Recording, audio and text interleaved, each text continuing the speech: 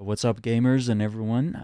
Welcome to Shackcast episode 80. We have special guest Andrew Alliance here to talk to us about a lot of things from, some of our thoughts about the Game Awards 2025, what our latest thoughts are on things like Destiny 2, the state of gaming, the Steam machine versus gaming PCs.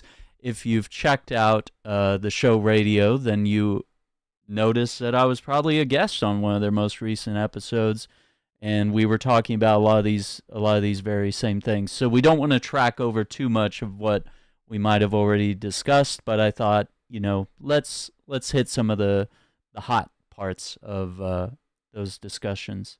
So what's up, man? Welcome to the show. Yeah, appreciate it, man. Always good, and congratulations on 80, bro. Like every new episode is an accomplishment. Like I'm so serious about that, man. Like Yeah. when you think about, going from 1 to 10 to 25 to 50, right? Mm-hmm. And then now you're at 80, approaching 100. Every single episode is a milestone.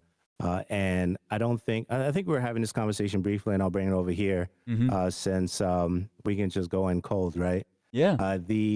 The conversation surrounding what it takes to create a podcast to actually post one up, right? Yeah. The preparation that's involved with that and all the things that we have to do, and processing the audio, making sure the audio is clean for our listeners, and then finally getting to a place where we can publish it on our audio platform for it to be distributed everywhere, right? So it seems like an easy task for the person who just comes in and sees the episode and just consumes it, right? But I just want to say, shout outs to you for keep pushing it forward. It takes a lot to do this, whether you're doing it audio only or if you're doing the video and audio or one or the other. I think it takes a lot. So kudos to you, man. Keep going. Thanks, man. And you've hit several landmarks yourself. Do you know where the show is at right now? As far as like episodes? 685, Yeah. 680. Yeah, it's around 685 right now. Ooh, getting close to that 700. Oh yeah, man, 100%. It's a lot of work. I know we make it look easy, because we've done enough to understand the cadence on how we deliver our content to our listeners. But there's some days where we're like, should I record today? Is there enough topics to do so and stuff like that? We go through that. Yes. Mulling it over and things like that. But at the end of the day, when you put out an episode, man, it's exciting because you get to publish your thoughts to the world and, bring in friends to do the same with you and stuff like that. I think that stuff is good, man. Absolutely. And we have Iceman wondering if you're going to have another Cyberpunk interview when Cyberpunk 2 comes around. Yeah, I mean, if I start doing the rounds for the events again, I kind of miss doing that. Just going to be a little transparent on this particular episode. I kind of miss the streaming aspect of gaming, and also I know you were saying recently, you're glad that I'm jumping back on the podcasting. I kind of missed that, so I'm trying to get back to form, with interviews. I have like I said to you, I have some interviews that I'm considering in the pipeline to reach out to some people that have really caught my attention with their content this past year. Yeah. From different sectors, not just gaming. And I'm looking forward to, having those conversations and see where they land, man, because there's so much incredible people creating content, whether it's, finance or culture or, different things like that. But I do think that if we have the opportunity to reach out to have conversations with people, we should, and I think that's the beauty of the platforms that we have. Mm-hmm. So I'm looking forward to doing a little bit more of that heading into next year. A couple of days from now, I don't think I really talked about this on social, but I mentioned it to you. I'm actually going to Germany till the new year. So I'll be there from the 19th until the 3rd and just hanging out with the family, man. So we're going to go out there and spend some time in Germany, and I'll come back to the new year, man. So that's some of the plans ahead. That's going to be incredible, man. That is a once in a lifetime type of trip there. Yeah, definitely looking forward to it, man. But as far as like gaming, man, I think that I still have the bug, man. It didn't go away. It didn't go away. It didn't go away. It didn't go away. I still play, very regularly. I'm just not streaming. Yeah. So I do play a lot of Destiny. I've checked out Call of Duty like we spoke about recently. Mm-hmm. A little bit of Battlefield here and there, and Where Winds Meet. I got a little bit of that. And my library as well. So still gaming, man. I still love gaming, man. Absolutely. Now, we did see Battlefield win Best Audio Design for Battlefield 6 over at the Game Awards. And we Yeah. saw, most notably, Arc Raiders get Best Multiplayer Game of the Year. And we kind of talked about this a little bit on your show about how some of the same games always show up for best community support, best ongoing. It's Hmm. always Fortnite, it's always No Man's Sky.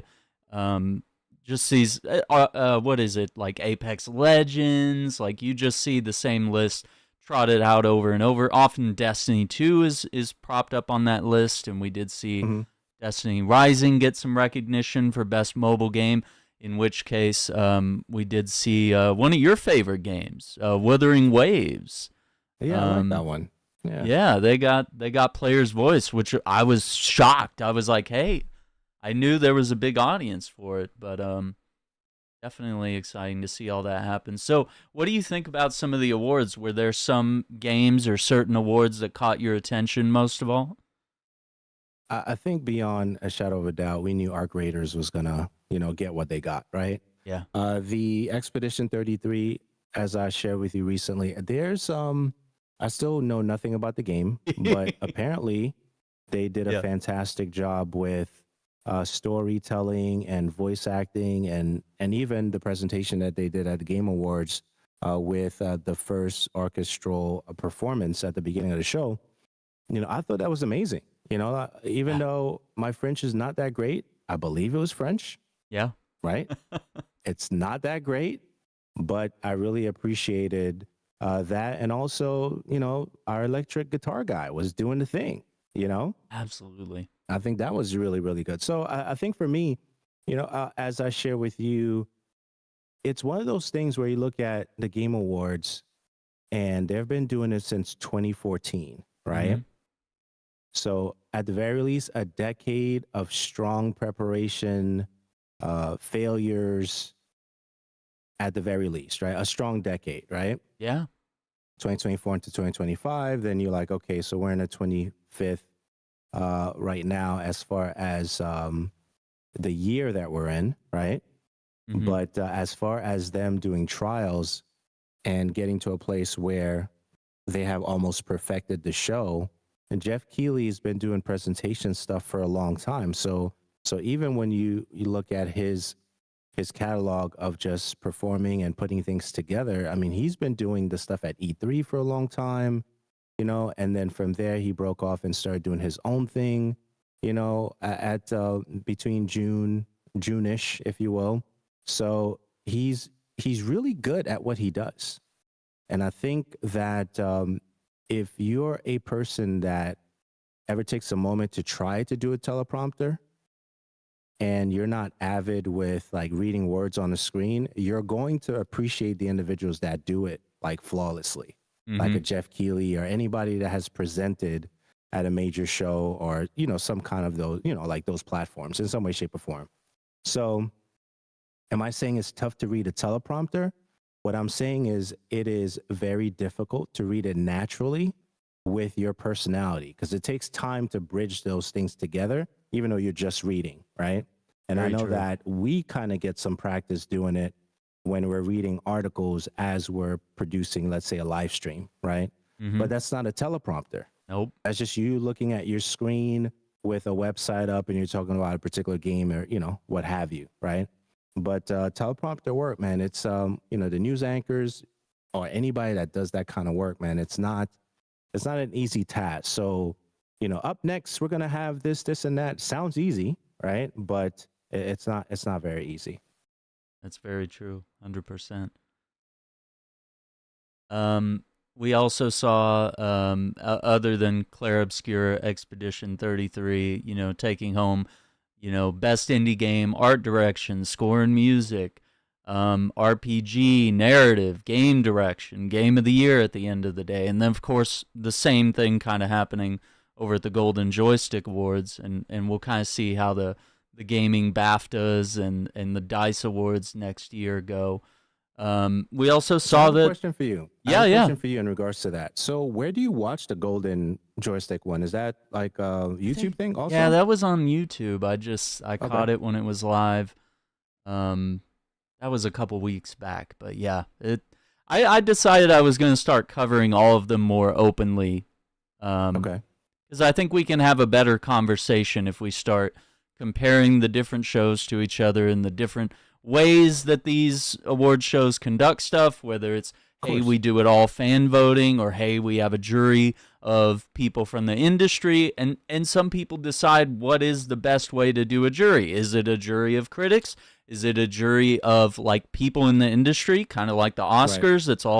It's all writers, directors, actors. It's people deeply involved. It's not people outside the industry trying to tell people what's good and what's not. 100%. 100%. No, I like the fact that we have the variety of shows that we do have, Mm-hmm. but what tops the year, is Yeah, always TGA, you know? absolutely. And I love the fact that we're able to watch a premium show, Mm-hmm. uh, especially where it's at right now. And some people, the thing with the show being rigged, Yeah. I don't think that's fair, especially if we understand the amount of work that Jeff Keighley puts into the show. To say that it's rigged, I think it's a little bit unfair because I think the audience gets an opportunity to vote on some stuff, right? Yes. Yeah, so that I don't think that's necessarily fair, but TGA definitely takes the crown for the year for us heading into next year. And then you're going to have some games that are going to show up, during springtime and, as long as we make it through the winter. So there's that. So we had some pretty exciting announcements here from Capcom's Pragmata dropping their demo live on Steam. Yeah. You had games that sort of take us back, like Bradley the Badger. I think this Stupid Never Dies, which was kind of a music video. These are like platformers and games that are trying to go for like unique quirks, almost like what Expedition 33 does. They had a good idea and they were not looking to please investors or a board or, they weren't some massive AAA studio. We're sort of seeing a return of, yeah, even like Covenant of the Chicken Foot, That was just cool. various, yeah, like little That was cool. indie games and just maybe even developers just deciding like, hey, we need to try this idea instead of going with, massive live service looter shooters and Right. extraction shooters and hero shooters and just chasing the Fortnite money bag. But we also saw Star Wars, right? We saw them come back with a new game. Of course. Tell me Of how that course, made man. you feel. Like Fate of the Old Republic, a spiritual successor to KOTOR, made by Casey Hudson and some of the original team that was working on KOTOR back in the day.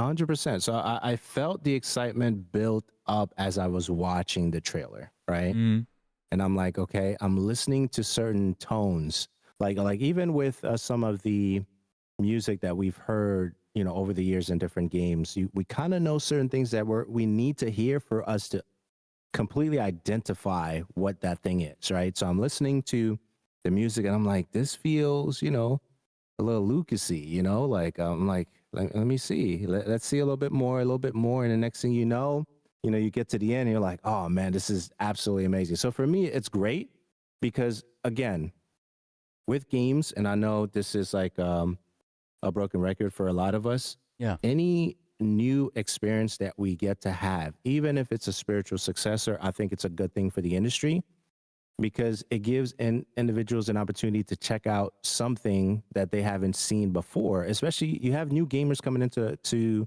the marketplace every year, Hmm. right? So if they never played, KOTAR, and then they get to play this, then maybe there's some elements in this that's gonna draw them back to the other stuff that we have, right? Over Absolutely. the course of history, right? So for me, it's always an exciting thing. There was a period in my gaming, and I'll come back to KOTOR. There was a point in Yeah. my gaming life where it was all about Call of Duty, and that was it. Like I stopped playing a whole bunch of things, right? Yeah. And I think that was between Modern Warfare, the first one, to like Modern Warfare 3. You can introduce any other game to me. The only thing Mhm. I was playing at that time was Call of Duty. Then over time, you realize that that's alienating a lot of the individuals who are creating other experiences for us, like the grandma and the chicken feet and all that, right? So it's like, what is that? Right? But it's just one of those things that we're gonna have as an experience, to appreciate. And then of course, Tomb Raider and all the things that we can talk about in this particular episode.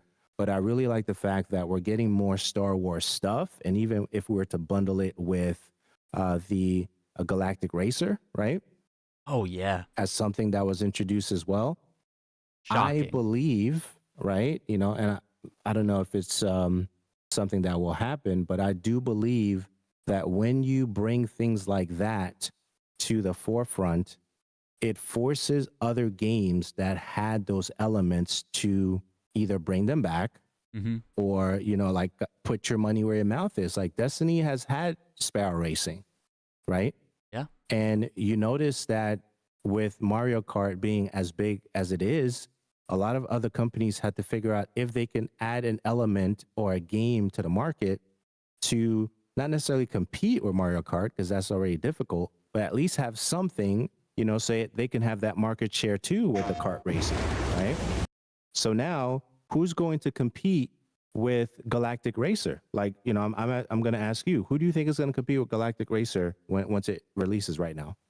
Well, that's the thing. There's only Sparrow Racing. That's what There's I was not a lot thinking. of other, like, the only racing games we see are like Forza, Gran Turismo, Exactly. occasionally a new Need for Speed here and there, which this is being made by some of the same people that were on that team. And Right. then, you just see your occasional Lego, Mario Kart, Sonic racing games. Right. It's very Exactly. And I niche. think that's where we are. That's where we are. So really we could say nobody right now is going to compete with Galactic Racer when it comes out. It's Yeah. going to be the game, and maybe the Steam charts will say yes or no to this. Like, it's going to be the game that's going to be to have the most market share for that genre of racing, right? Because it's not kart, right? So it can't necessarily be in that particular market share. So the only individuals that can really compete is if they re-add, that Sparrow Racing back to Destiny, or Mhm. any like type of racing, for that particular genre. So for them, they already have the advantage. The fact that they announced, that's one. Hopefully they release on time. Two, right? There's Mhm. that. But I think that that's something that we can watch and see how people respond to it. And even if, so let's say it comes out, the people are really dictating how we're perceiving these games. Because if you're on Steam and you have a whole bunch of negative reviews, I didn't realize how powerful Steam was when it came to that, because it bleeds over to the sales for the console as well, not just the Steam stuff. I don't know, like object, if you will, on this. I definitely want to hear your thoughts on this, because it seems like whenever I see overwhelming reviews Yeah. on Steam that is being talked about in the news, it affects the game as a whole on any platform. Yeah. So thoughts on that? That's where the data is, right? Like that's the only what place we can look to see how many people are engaging with the game. We look at Steam charts and we try to make an assessment of like, oh, this is how the player base is on Destiny 2 with this given expansion.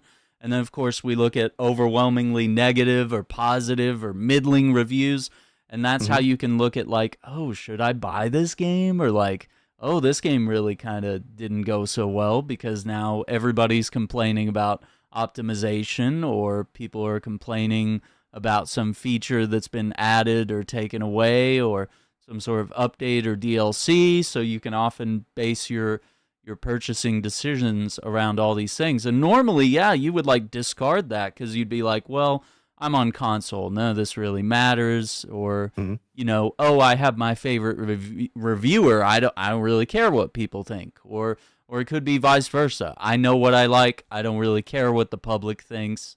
But lately, these developer studios are starting to really engage with community posts on the Steam platform and elsewhere. Everybody's doing the Division 2 state of the game type stuff. They're Of course. doing Vidocs and panels and live streams and trying to communicate more with their audiences, because that's your board of directors now. Like, Ubisoft is sort of seeing on the back end, like, oh, it was kind of bad going public and making these games every single year only to please investors and people at the top, instead of focusing on, like, what do the gamers actually want, man? Because, I mean, that's who's paying, that's who's buying. 100%. 100%. Like, even if we take it back to Helldivers and the Mhm. connection of the PlayStation accounts and all that. Yeah. Remember that? Remember That was a remember that huge time? moment that sent him into overwhelmingly negative. 100%, man. And it changes things for the gamer as well as, the people making the games as well. So Yeah, and then they dropped like Halo Reach stuff in the game, and all of a sudden it was overwhelmingly positive. So games can ebb and flow, and we can have those yeah. moments of critique, and that's also your moment to reach out and, arguably without threatening and harassing the devs and stuff like that, discounting reviews and people that are reaching out in those formats. I mean, that's your chance to make your voice heard. If there's something you didn't like about a game, you have a chance to voice that. If there's something you really loved about a game, you have a chance to voice that, because oftentimes, what is it? The loudest voices are sometimes either maybe a loud minority that's upset about something, or Correct. or vice versa. It could go either way. But oftentimes it's the negativity that gets heard the most, rather than the positive stuff. If you enjoy something, you kind of just shut up and enjoy it. But if you, Right. especially in today's culture, if you hate something, you make videos about it. You go on Twitter, you make a whole career of it, because Of course. negativity sells. And that's how we got to get our ad revenue. Yeah, no, I mean, absolutely. Like, even with the Kotar stuff, man, Yeah. I'm excited. I'm excited for games. I'm excited for people to play what they appreciate, whatever genre they like. Mm-hmm. I think that we're in a place we can just enjoy the games that we enjoy, man. Like, even when we think about Destiny and Call of Duty did not make TGA this year, and Yeah. for reasons where they can improve, right? It's something that they have control over improving, because when I don't remember what year it was specifically, when Modern Warfare, Call of Duty. So I got in at Call of Duty 3, and then Call of Duty 4 was the first Modern Warfare. And I think around that time, there were some interviews and videos circulating about the development of Call of Duty, where it was originally inspired by the core aspect of GoldenEye, like that magic, right? They bottled it up and they made Call of Duty, and every Call of Duty that followed. Okay, so if that's the case, then just go back to that, trim a little bit, and then just keep the elements that work, and then you'll be fine. It wasn't at the show this year, but that doesn't mean that it's not going to be at the show next year, Exactly. So I'm excited to see what they're going to do. But to be fair, to Call of Duty, I think that the game is really good. I really enjoyed the multiplayer. The first time I played, I was like, "This is garbage." The second time I went back around, I'm just being honest. The second time I went around, and to be clear, they did send me the game, and I do also have access on it on Game Pass. But I do just like to have my games on Steam, So anyway, so they did send me the game, but I was like, this is kind of bad, right? And then I played it again, and I was like, am I tripping? Am I like overreacting? Then I go back in, and I'm like, no, I'm not, And then I go back again a third time. I'm like, you know what? Multiplayer is great in the new Call of Duty. If you really enjoy multiplayer, you're going to have a blast playing that. And if your system can handle it, definitely give it a try. But the thing is, the perception, because it was not that great in the beginning, we saw the message that they recently announced that they're not going to make the back-to-back stuff every year. Now, if it was doing great, we would never see this type of message from them, right? Because Yeah. over the years, it was like Call of Duty sells 500 million, Call of Duty breaks sales 24 hours, Call of Duty does this, Call of Duty does that. This year was just what? We didn't even get like a real No, we didn't message get that numbers. we didn't, right, exactly. We didn't get anything that they were doing extremely well. And hopefully the teams that are there stay there for the next couple of years or, maybe retire, right? We don't want anybody to lose their jobs or anything like that. Yeah. But it's going to affect certain departments and they may trim into the next couple of years to just look at, like you were telling me the other day, a lot of these games that are winning awards are built by teams of 10, 15, 20 people, right? Yeah. So you may not be able to trim Call of Duty to a size like that, but I wouldn't be surprised if we start seeing trimming into next year or the following year with any game that has underperformed, right? So Yeah. we'll see how it plays out. But I'm still gonna ride out those games every year. Call of Duty and Destiny are two games that I play every year, no matter what. Mm-hmm. That's just the way it is. So Absolutely. Well, and what's so special about those games is that they appeal to us over and over when they maintain those features that we look for: the gunplay, the hmm sci-fi elements, or the militaristic elements, whatever it is we're looking for. But as soon as they either deviate from that formula or they lose track of it, they fall into over monetization practices, or all of a sudden they make a change where, Destiny all of a sudden has us running around inside gaming PCs instead of hmm alien planets, or where Call of Duty, sometimes the jetpacks and the space adventures are not where they belong, and other times they've tried going back to World War II, they've tried going, modern day, and to given forms of success. But I think as long as they stick to that core formula, it doesn't always matter what the time period is, but if the secret sauce is there, the players can feel that in the gameplay, especially once they get hands on. 100%, man. Bare bone, at least one playlist, have it bare bones. Mm-hmm. Nothing, no radars or something. Just go back to why we fell in love with these games in the first place. Have a mode for at least that. I think we'll be okay. Yeah. What did you think about Resident Evil 9's announcements? Resident Evil, I will never play. Okay. Oh I my stopped god. playing Resident Evil at Resident Evil 5.5. I know it doesn't exist. So between 5 and 6, I stopped playing Resident Evil. Code Veronica was good for me. Resident Evil back in the day, disc 1, disc 2, depending on the experience.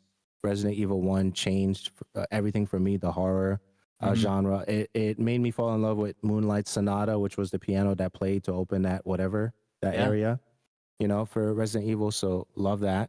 But Leon is back. Grateful for that.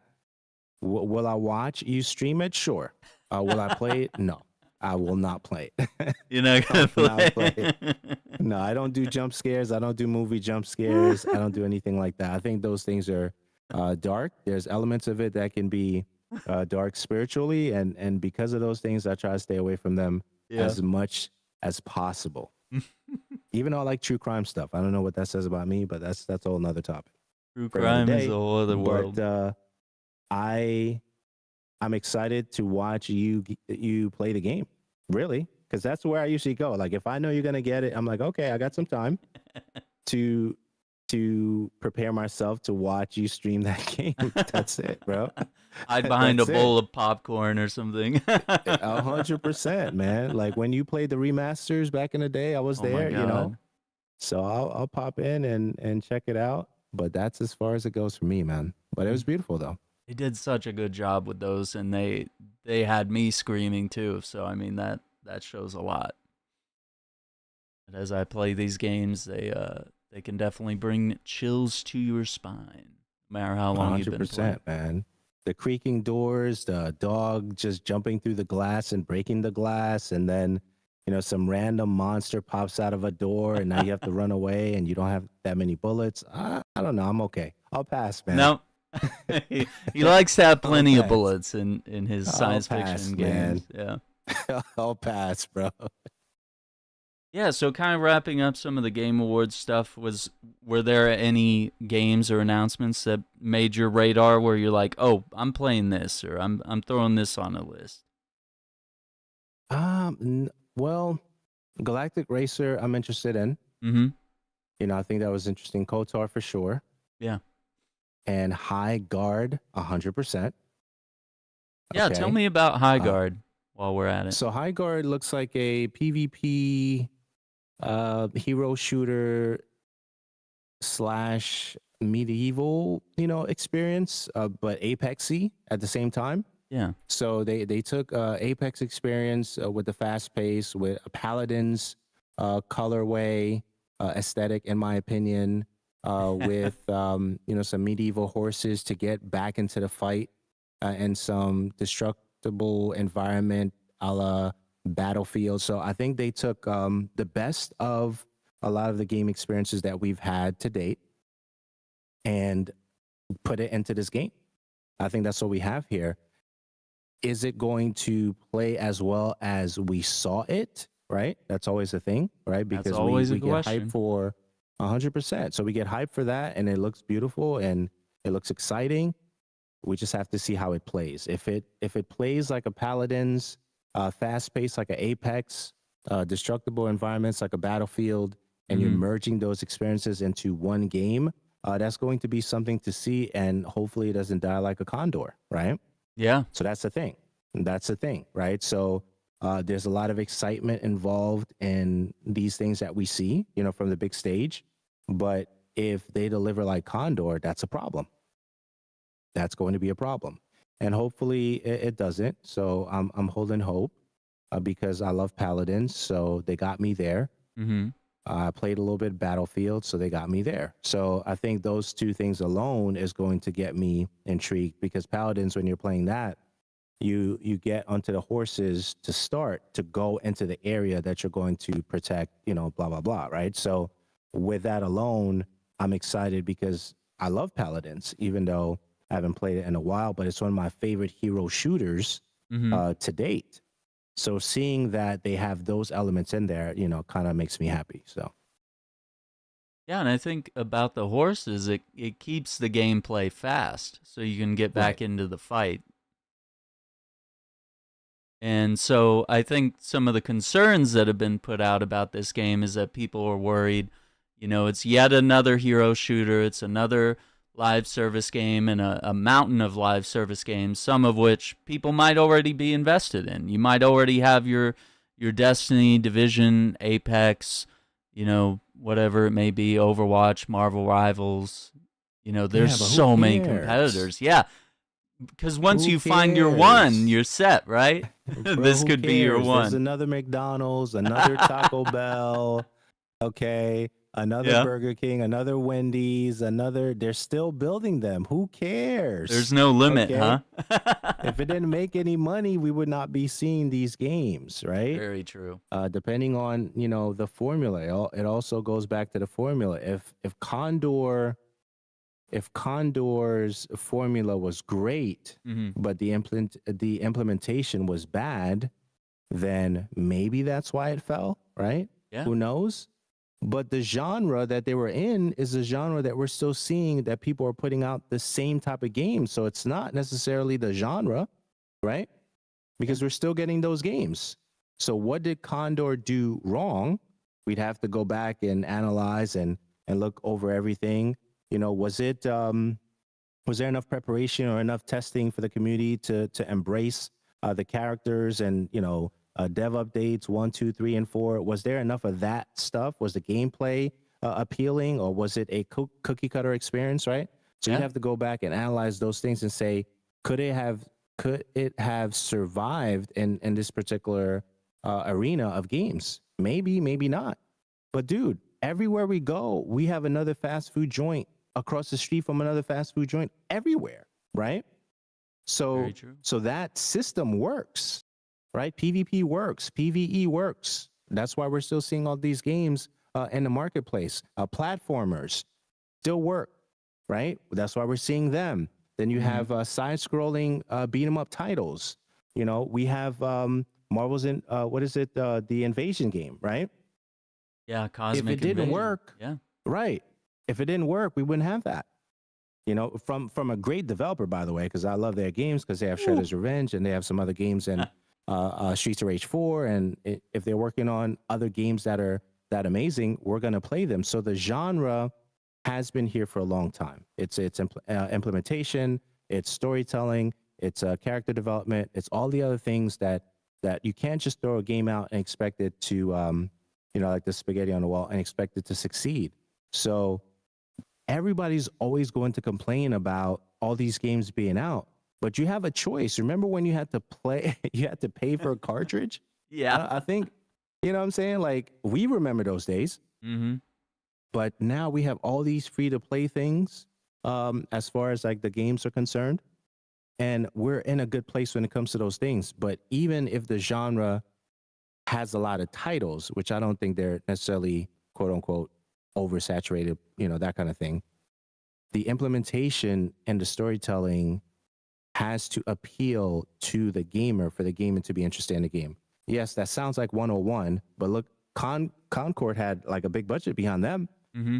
to make the game, and look how that turned out, right? So I think that nobody cares, bro. Like, the genre is going to be here. Kart racing is going to be here.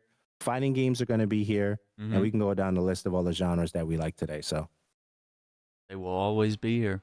That's a really good point to bring up. Now, how do you feel about the state of Destiny 2 now that we've seen the Edge of Fate, and now we've gotten the latest Star Wars expansion, Renegades? yes, so I was playing PvP the other day, Yeah. and I was shooting somebody, and they were dodging my bullets with a sword. Okay, that was pretty.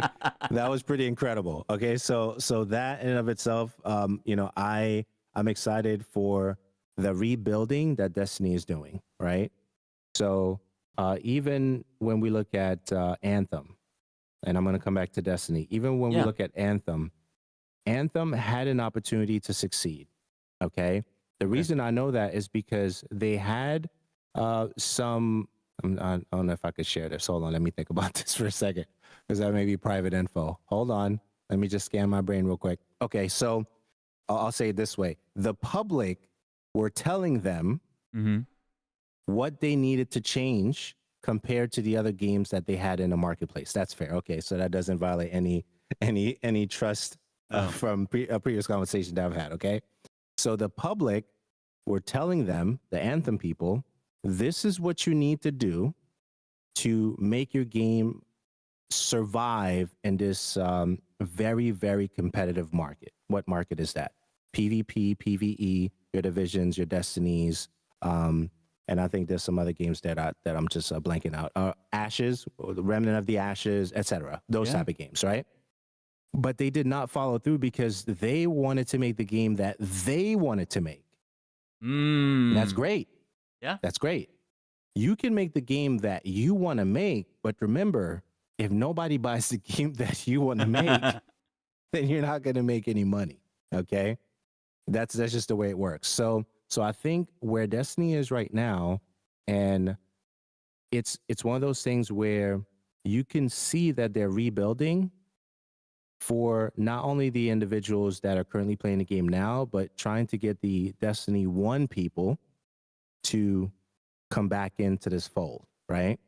Yeah. Because they're at a very, very crucial point in the life of Destiny right now, because this the Renegades expansion is an amazing expansion, and they've also added different layers to the game to make the game more appealing, increasing vault space and, great storytelling, a great collaboration. You could not really tell that it was a Star Warsy Destiny experience the way they merged it so perfectly, but what's happening there. Yeah. So that was a great blend on how they did that. But at the same time, they're rebuilding for the next year plus because they know that they lost a lot of people. All the numbers are being talked about the last couple of months, how they dropped their concurrence, to mere thousands or give or take something like that. I don't remember the exact numbers that they were throwing out. Yeah. But short answer, it's amazing. A long answer, which I'm giving right now, is that they're rebuilding, and I think that they're at a great start Mm-hmm. if they remain humble in the process. We say it all the time, every time we play. Just give us what we want, and we'll play the game. That's it. Yeah. Right? Lightfall was not what we wanted. Very true. That's why it did what it did. Right? It was not that great. So I think right now they're in a rebuilding stage, and I think that they're going to do well if they continue this trajectory with Destiny, especially allowing us to really. Okay, so here's what's happening right now, and I was telling you this recently. Horror's Least is one of the best pulse rifles in the game, by far. You can have your favorite pulse rifle, but they know that Horror's Least is one of the best pulse rifles in the game.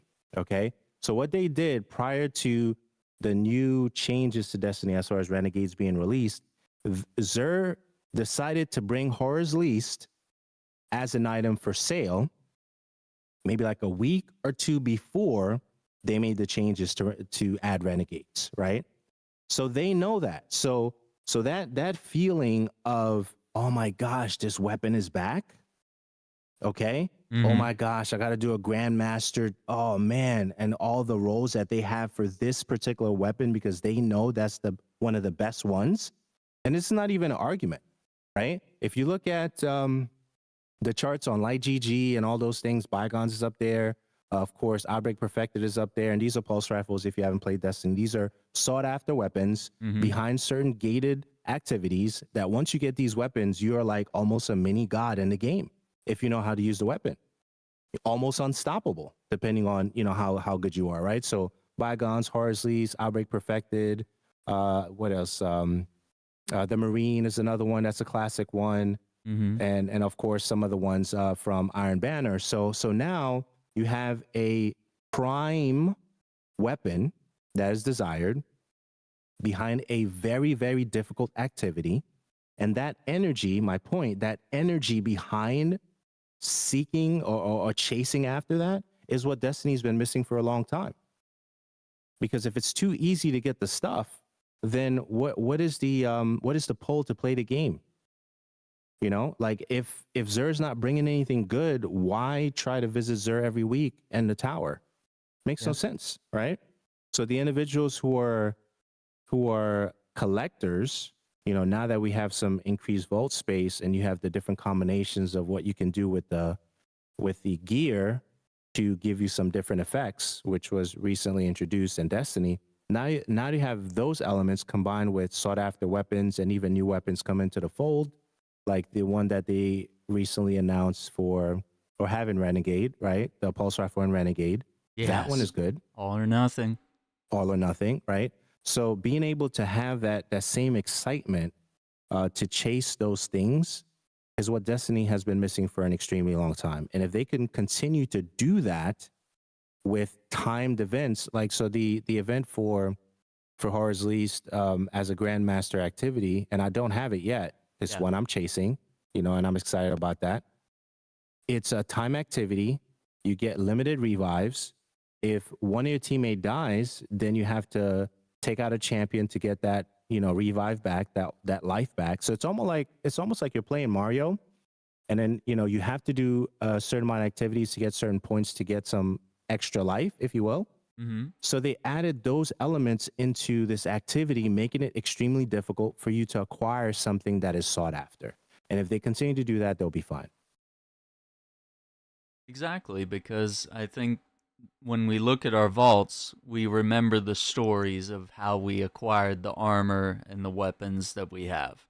We know that was when I did that Nightfall on this difficulty, I got that gun, it dropped. Or I remember where I was when I finished the raid and that exotic dropped, or this gun dropped, or I got this role after playing, 15 hours of Menagerie or whatever it was. Right. Destiny lost that after the longest time. And I think even some of their weapon designs and some of the quality of some weapons were just less alluring over the past several years. And with Renegades, I was like, well, these look cool because they're Star Wars inspired and they have really cool perks, because now they're starting to look at that again. They're like, okay, well, what was some of our best inspired perks that we've seen on gear? And, are we putting perks together that make sense and inspire you to continue playing the game and to feel powerful? And you also want to feel like you earned it. You don't want to Right. just have it raining so much gear that you spend more time on the spreadsheets than you do actually running around shooting aliens. So Right. there's that. You're right. And like you said, it's a crossover that blurs the lines a little bit. It honestly feels like a Destiny 1 campaign or an expansion from that era where, there was an air of mystery, there was science fiction and mystical elements, which is kind of what the Force is, and lightsabers Right. and all these other things. It's got that. And we kind of have our first big bad that we've had in a long time that actually feels threatening.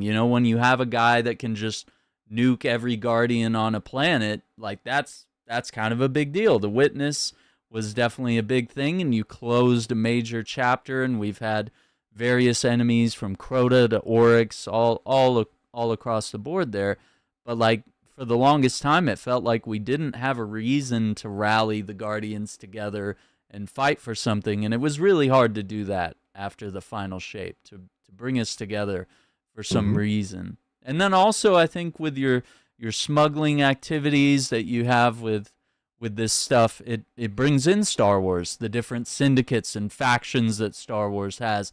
That makes so much sense in the world of Destiny. We all want to Right. be that roguish Han Solo, Obi-Wan Jedi type. We want to be, the hero that makes the tough choices, or the sort of anti-hero that lives on the edge a little bit. We like that. And if that fantasy falls off, then, Destiny coincidentally also falls off in those moments where, like with Lightfall, we didn't really feel like we were the biggest guy on the court. We were Right.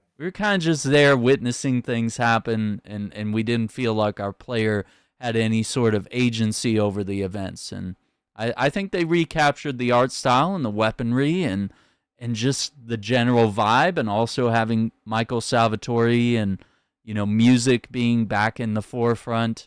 I think once you start cutting budgets too much, you lose the heart and soul of what makes Destiny Destiny. Right. 100%, man. You nailed it. And they're on the uptrend, so I'm very excited to see what they do next.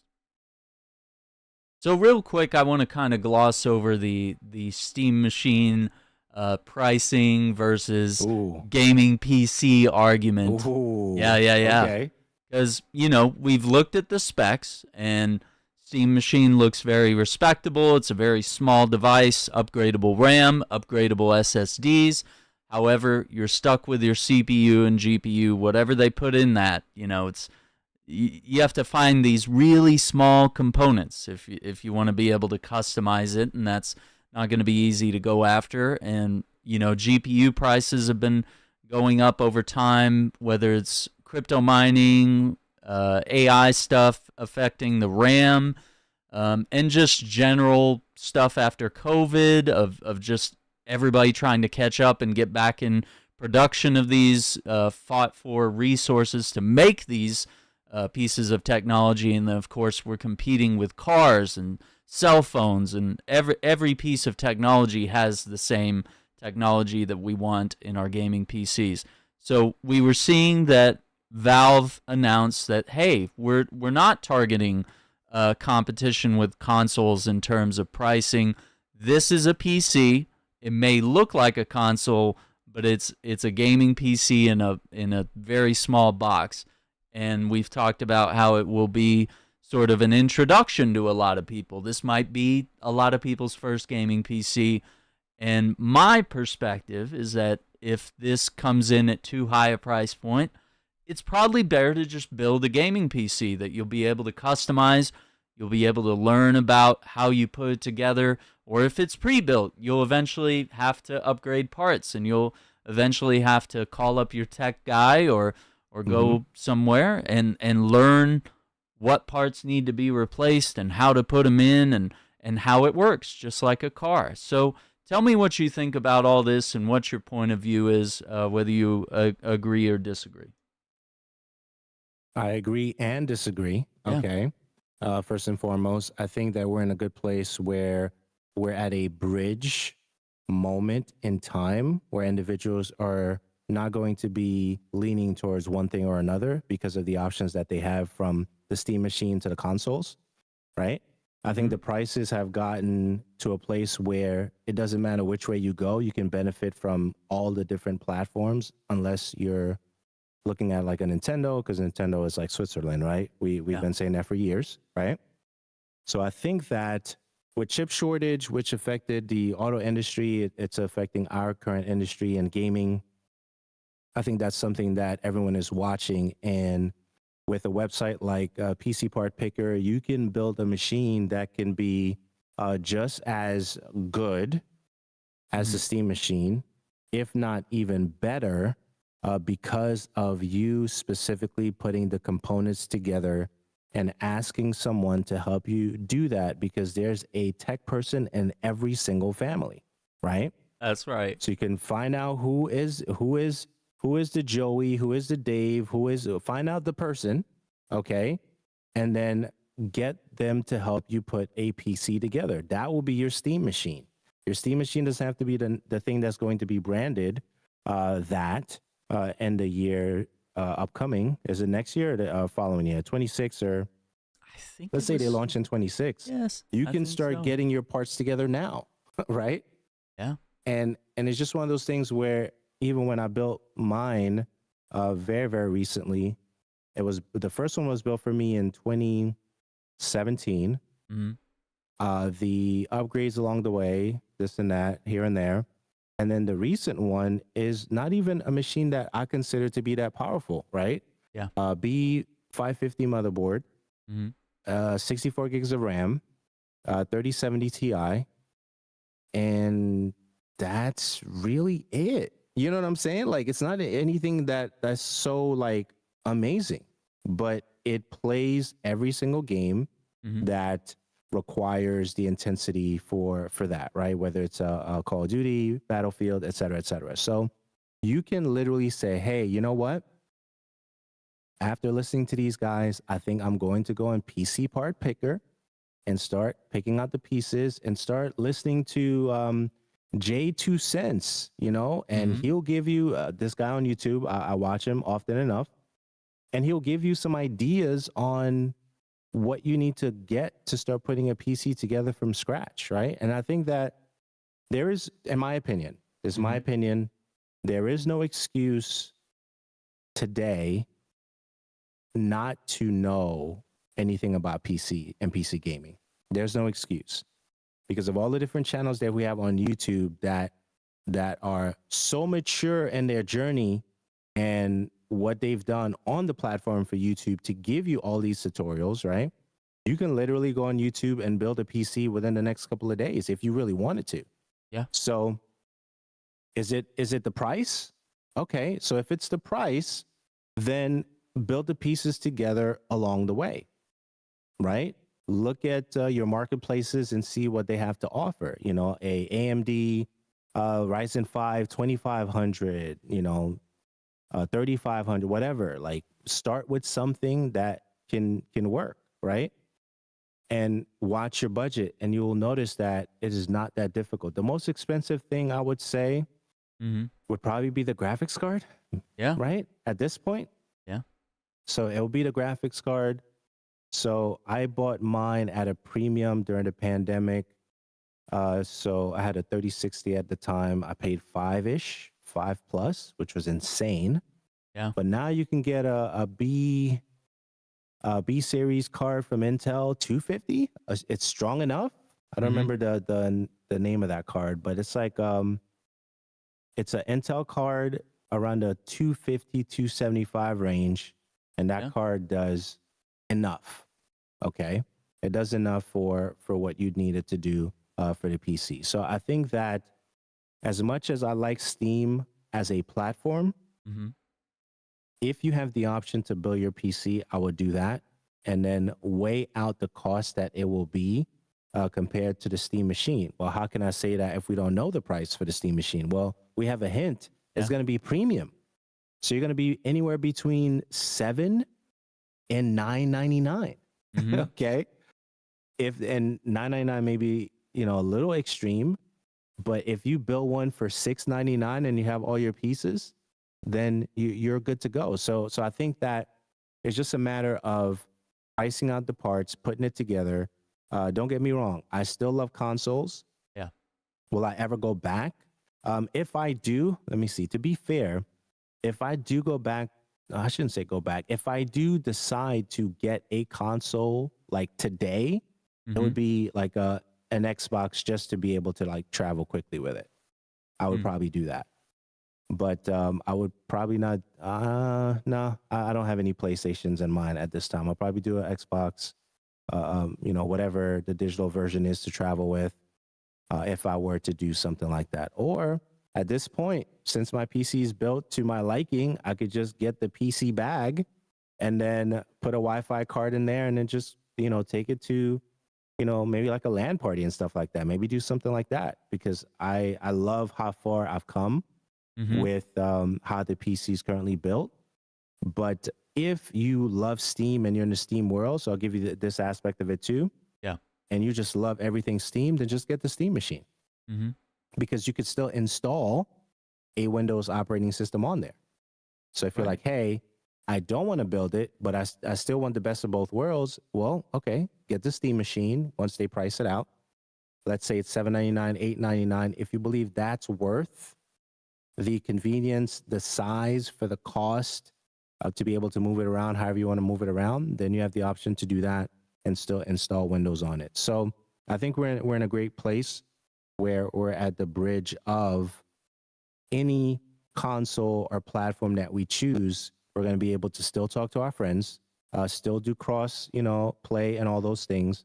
And I think that my ability now to use the Xbox app on my PC and still talk to the people that I want to talk to, my friends and stuff, and still play Destiny with them while they're playing on console, I'm playing on PC. We're still using Xbox app to chat, and they can still hear me, and I can still have fun with. I think that's cool.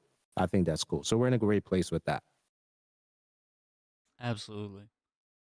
Yeah, and I think it's important that you brought up the idea that people can compare both. You can go on PC Part Picker and put out your entire layout of what you can afford and what you're budgeting for, and you also don't need like ridiculous top of the line equipment. You can find reasonably priced equipment that will still get you to medium high graphics settings to where you're playing Cyberpunk on these incredible graphical settings without having to put down a second down payment on the house or the car or anything like that, having to remortgage or anything just to subsidize your gaming PC and make sure you can afford to keep gaming, because once again, you just need what you need to play most of what's on the market, which if you're buying 5000 series graphics cards,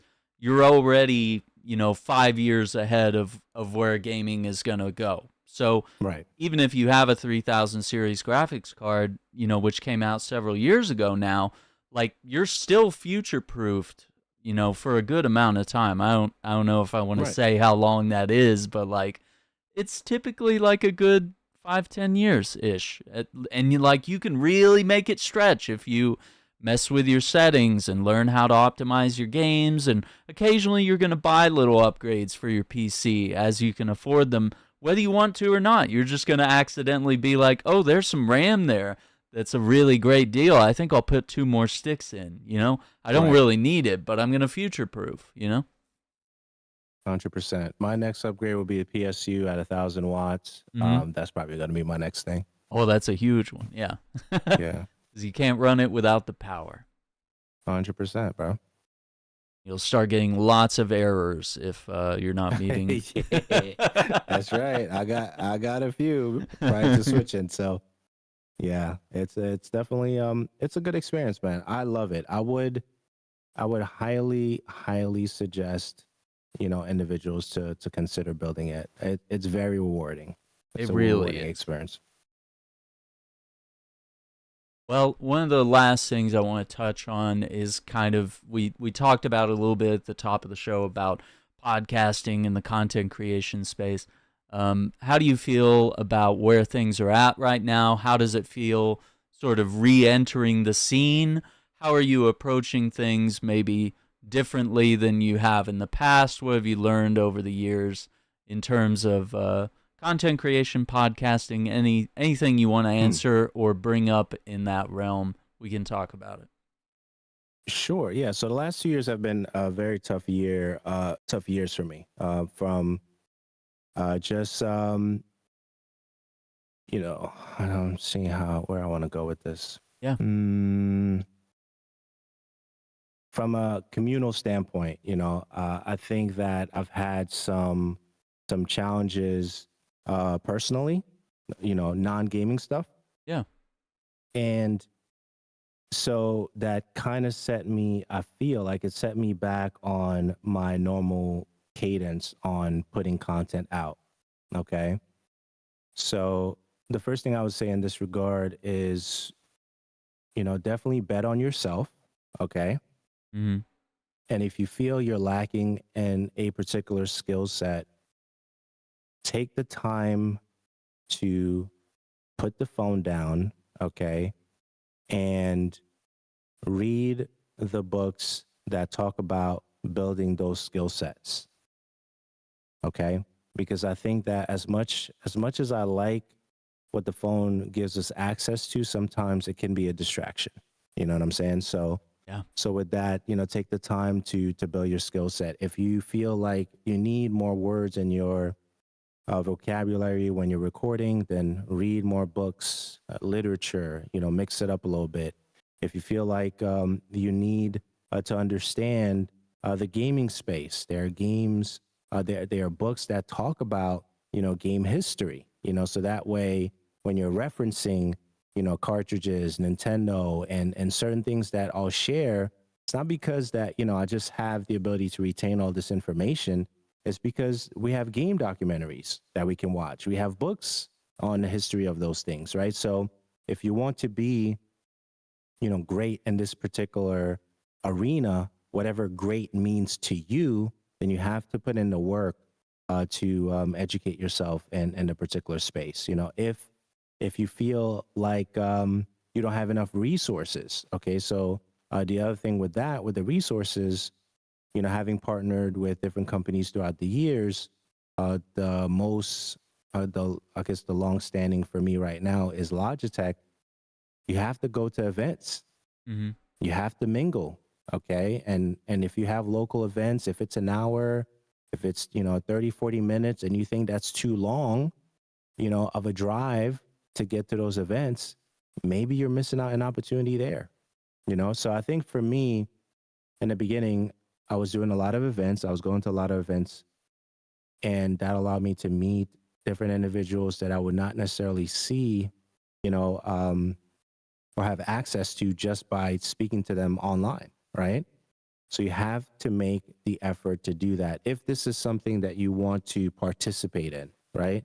Because the gaming industry is great. It's something that you participate in, but at the same time, if you don't behave um, in a great way, you can get yourself blacklisted in the space because it's a small space. It's big enough to welcome everybody, Mm-hmm. but they'll sniper you out, okay, if you have bad behavior and bad business practices because you think that you could say whatever you want, do whatever you want, and not get penalized for it. So now, even if you go back to what I said about Call of Duty, I Yeah. was fair, okay? Yeah. And I said it was trash. And I did say they gave me the game. Yeah. And I did say that I went back and checked it again. And I did say I also had it on 2 platforms, right? So I gave you the context in a couple of seconds of, well, he's just saying that because he got the game. I could say it's great, it's great, it's great. But I Yeah. got the game and I told you it was not great, right? Mm-hmm. So I think that the balanced view of that, and even what I shared on on social media when it came to Call of Duty, and I said something to the effect of, "I'll always play Call of Duty." I led with that. There's some things that they need to improve. I mentioned some of those things, and I said that once they do those things and get back, and I gave some, like you said, some criticism that was constructive. Yeah. Because I play the game every year. I've been playing the game ever since Call of Duty 3. I have not missed one. Okay, in terms of playing it. So I think those things are critical. The other thing too is your audio has to be amazing. Okay, you cannot not have good audio. Okay, this is just one of those things where you have to find a way to have good audio. Well, what does that mean? You just remove the noise from the room. Find a way to do that. Stay close enough to the microphone where people can hear you, and make sure it stays in the yellow and it never goes into red. That's it. I mean, and once you do that, you have good audio, because your video can be 360p and your audio is pristine, and people will watch that video all day long. Yeah. Okay. But if your video is 1440p and your audio is trash, forget about it. That video is not going to get any views. Okay.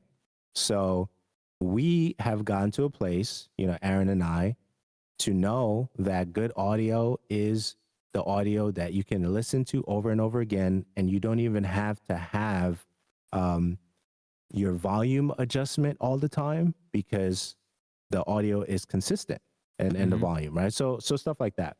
And then collaborations. Collaborate with individuals that are around your same level, if you will, or influence level. Not necessarily numbers, but you kind of gauge individuals that are around your same level, same goals, same drive. Connect with them and build up with them. If you're reaching with someone that is, 400,000 or 500,000 subscribers, they may not give you the time of day. Yeah. If the individuals that you're reaching out to feel like they've arrived, quote unquote, and they can't talk to you, those are not the individuals that you should be speaking to.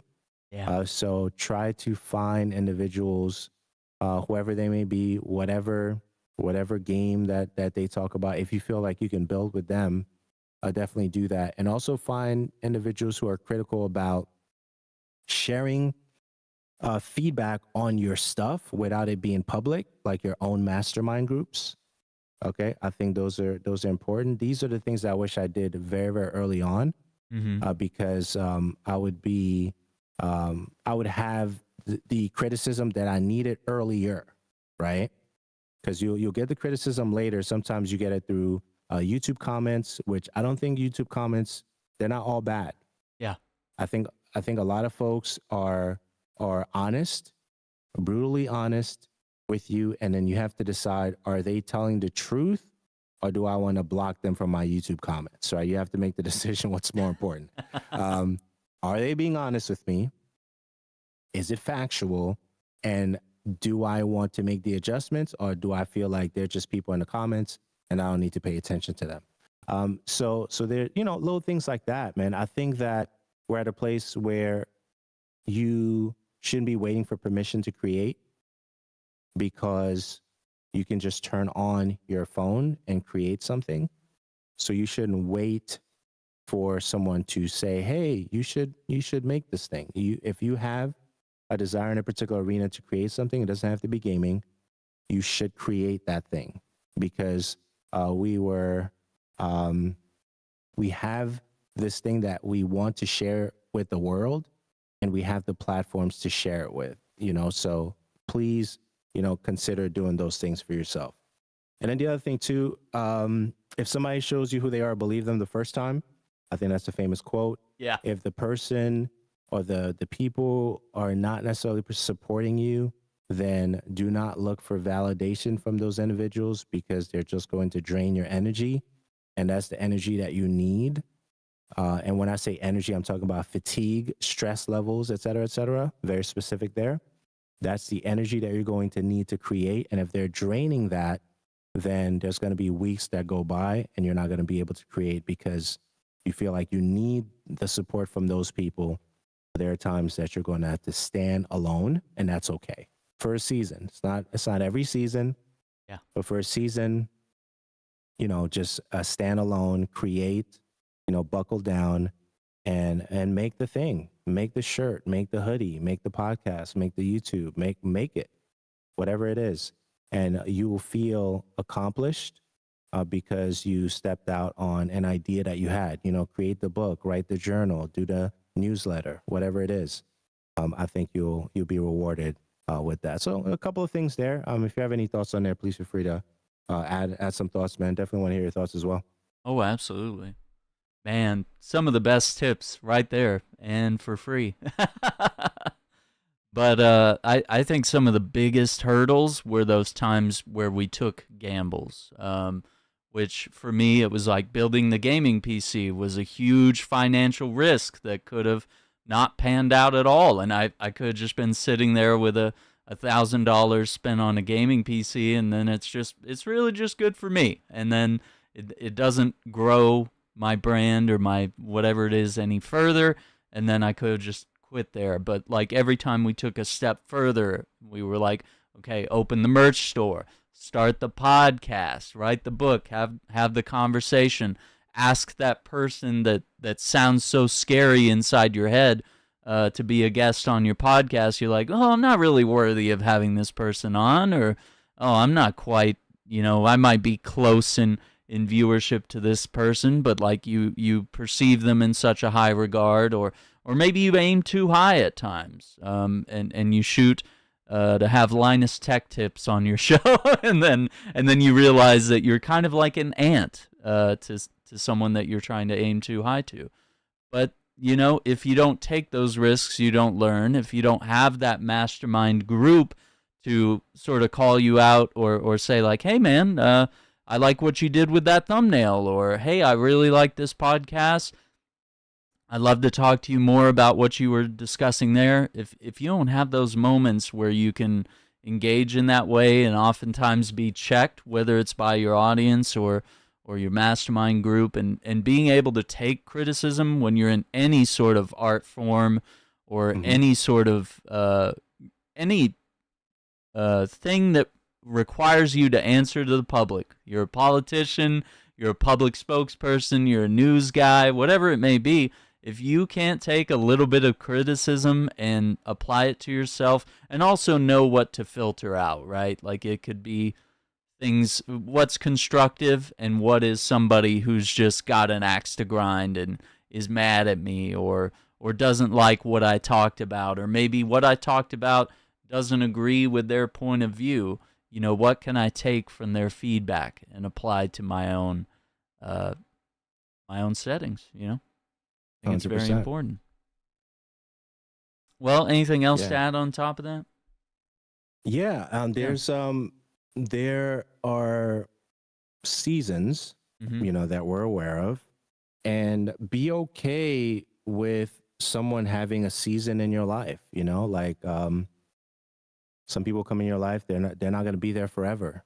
Yeah. They may just come in for like a quarter. They may come in for a year or two, and they move on. And you have to be okay with that. So the other thing too is consider building systems that take the stress off of your creation process. So, for example, I recorded with Aaron yesterday, right? Yeah. Right. So I recorded. It seemed like it was so long ago. So I recorded with Aaron yesterday, and I told him that the podcast would be up in a little while, maybe under an hour or two, right? So from the time that I spoke to him and the time that I produced the podcast and it was live on all podcasting platforms was probably under an hour, and I could have done it quicker. Yeah. And the reason I was able to do it that fast is because I have systems in place when I open up the audio editor that things are already set up there. The intro's already there. The outro's already there. The only thing that I need is the middle to level up and cut whatever I need to cut out and produce the podcast. So systems make it easy for you to produce things, whether it's YouTube or the audio stuff. Now, the editing process, for me at this point is very, very minimal because I try not to edit a lot of things out like I used to in earlier years. So the only thing I'm really trimming is the front and the rear of the audio. Everything that we talked about, the hiccups, me mispronouncing a word, and all that stuff, I leave in there now because it's a natural flow of conversation. Okay, so if I mess up on a word, it is what it is. I don't even go back and edit those things. The only thing I'll do at most now is remove long spaces, Mm-hmm. trim the front and the rear of the audio, level it out, put it where I need to put it on my audio, whatever audition, and then that's it. I'll publish the thing, okay? I'll publish the thing, find a title, find a description, and it's ready to go. And I think once you have certain systems in place for you, that's going to make it a lot faster for you to produce the thing that you're trying to produce. Don't overthink it. You know, like if someone you listen to is a great orator, Mm-hmm. they got there through practice. Okay. If you're still thinking of the best first episode that you're going to have, it's going to be trash. Okay. The Yeah. fifth one, the fifth one is going to be better than the first. Okay. The 10th one is going to be better than the fifth. The 20th is going to be better than the 10th. And that's how you have to do it. You have to put stuff out to get better. Absolutely.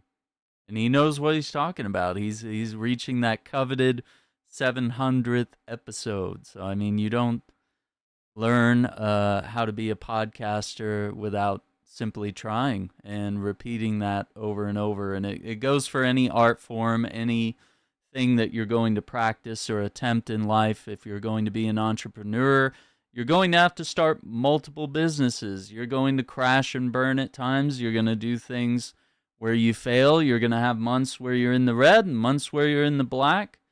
And you only learn how to be a better businessman or a better, whatever it may be, better artist by practicing your craft and getting better. And like he said, you have to research, and there's no excuse for not knowing what to research. There's millions of books out there. There's millions of YouTube videos that can fix your leaky faucet, your sound problems, your lighting issues, your video, whatever it may be. There's really no excuse when we can just pick up a mobile phone and start recording, streaming from there. All the knowledge is at your fingertips. It's just you have to get past that initial fear of hitting that record button, going from there.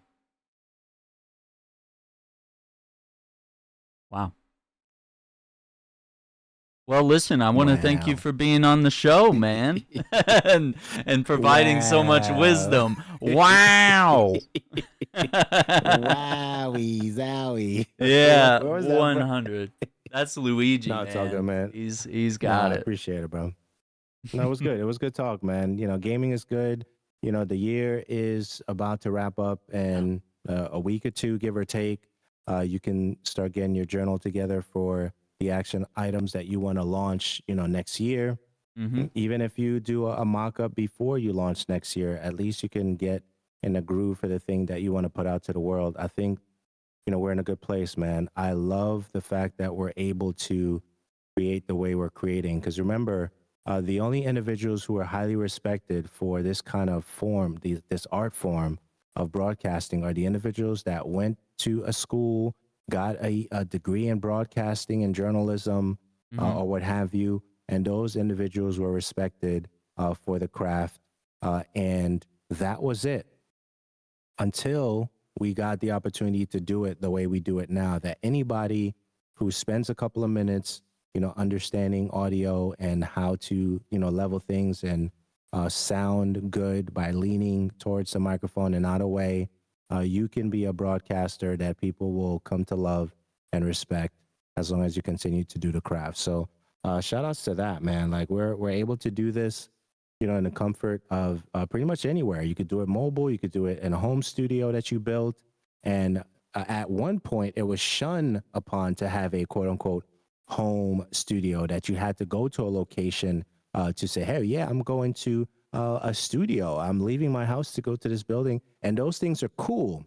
Mm-hmm. But this form of recording at home used to be shunned upon. Now, look at the individuals who are creating at a high level. Where are they creating from? Most of them are creating at home, a good portion of them, Yeah. and they have the option to go to the studio depending on where they are in their journey. But the home studio now, during COVID, how many of those studios do you think were built? Where were they going? Nowhere, right?